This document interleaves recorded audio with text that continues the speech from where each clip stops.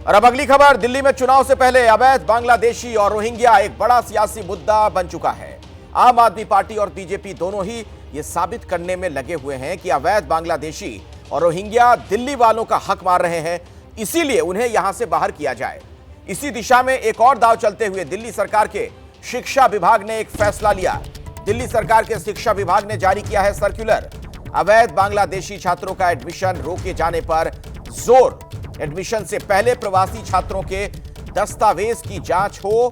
सरकारी और प्राइवेट सभी स्कूलों में यह नियम लागू किया जाए। तो सरकारी और प्राइवेट सभी स्कूलों में यह नियम लागू हो, यह कहना दिल्ली सरकार का। दिल्ली सरकार के शिक्षा विभाग ने यह सर्कुलर जारी किया है। अवैध बांग्लादेशी छात्रों का एडमिशन रोके जाने पर जोर नजर आ रहा है। आपको पता है, इस मामले में जमकर राजनीति भी हो रही है। बीजेपी हो, आम आदमी पार्टी हो, दोनों तरफ से कई बातें इस पर कही जा रही हैं। आरोप प्रत्यारोप का दौर जारी है और इस बीच ये एक बड़ा अपडेट। दिल्ली सरकार के इस फैसले पर दिल्ली बीजेपी के प्रवक्ता प्रवीण शंकर कपूर ने दावा किया कि दिल्ली सरकार सिर्फ दिखावा कर रही है, जबकि बड़ी संख्या में रोहिंग्या अवैध बांग्लादेशी उनके वोटर कार्ड बने हुए हैं। कि रोहिंग्या और बांग्लादेशी वोट बनवा रहे हैं। मात्र 1 से 2 दिन की जांच में दिल्ली पुलिस ने लगभग 200 रोहिंग्या और बांग्लादेशी वोटर पकड़े हैं।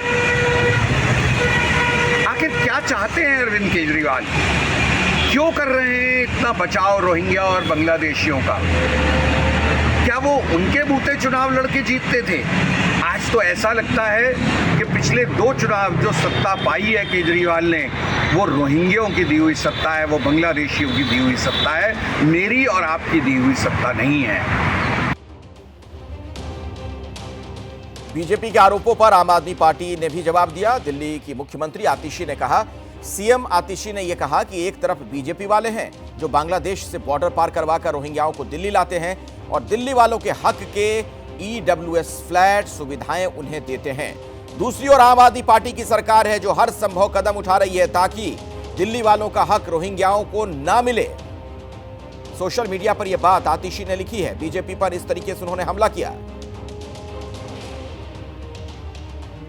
आम आदमी पार्टी के कोऑर्डिनेटर अरविंद केजरीवाल ने भी रोहिंग्या मुद्दे को लेकर बीजेपी पर निशाना साधा। उन्होंने कहा कि हम किसी भी हालत में बीजेपी को दिल्ली में रोहिंग्याओं को नहीं बसाने देंगे। दिल्ली के गरीबों के फ्लैट, उनके रोजगार, उनके हक की सुविधाएं किसी भी हालत में बीजेपी को रोहिंग्याओं को नहीं देने देंगे। ये बात अरविंद केजरीवाल ने कही है।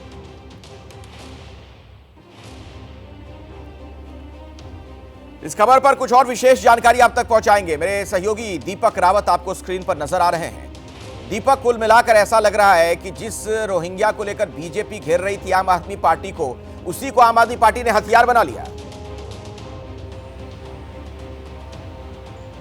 बिल्कुल साफ है। जिस तरीके से डायरेक्टर ऑफ एजुकेशन का ये निर्देश आया है अखिलेश, उससे आप सीधा मतलब ये निकालिए कि इसके तुरंत बाद आतिशी ट्वीट करती हैं और कहती हैं कि हम दिल्ली में जो गरीबों का हक है, शिक्षा का हक, जो उनको पढ़ने का हक है, वो किसी रोहिंग्या या बांग्लादेशी को नहीं देना चाहेंगे। और ये तब किया गया जब उससे पहले एमसीडी ने एक आदेश जारी किया जिसमें कहा गया कि स्कूलों में रोहिंग्या बांग्लादेशी अगर पढ़ रहा हो तो उसे तुरंत रेक्टिफाई किया जाए और उसे वहाँ से निकाला जाए। उससे पहले एलजी ने एक चिट्ठी लिखी थी दिल्ली पुलिस को, मुख्य सचिव को, और कहा था कि स्पेशल ड्राइव चलाई जाए और जो बांग्लादेशी और रोहिंग्या अवैध तरीके से दिल्ली में रह रहे हैं उनको यहां से हटाया जाए, निकाला जाए। तो सीधे तौर पर जो मुद्दा बीजेपी बनाकर चल रही थी चुनाव से पहले कि बांग्लादेशी रोहिंग्या के मुद्दे पर आम आदमी पार्टी को यानी कि अरविंद केजरीवाल को घेरा जा सके कि पिछले 10 साल में उन्होंने इनको यहां पर बसाया, उनका वोट बैंक तैयार किया और यही वजह है कि उनकी जो तादाद है यहां पर काफी ज्यादा बढ़ गई है। लेकिन अब अरविंद केजरीवाल एक नई स्ट्रैटेजी के तहत ये दिखाने की कोशिश कर रहे हैं कि जो बीजेपी कह रही है वो गलत कह रही है, हम तो कह ही रहे हैं कि आप इनको निकालिए। इसीलिए उन्होंने कल एक आदेश जारी कर दिया और सीधे तौर पर कहा कि अगर दिल्ली के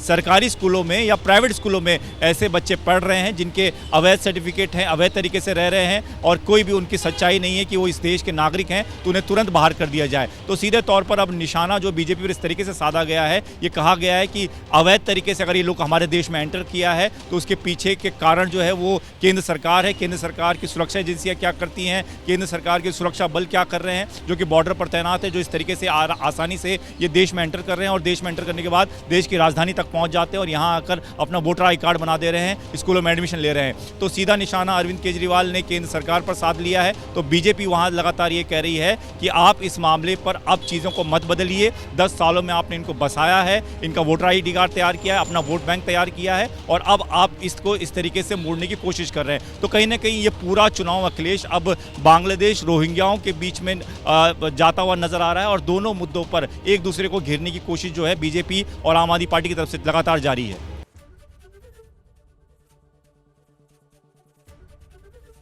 एबीपी गंगा, खबर आपकी, जुबान आपकी।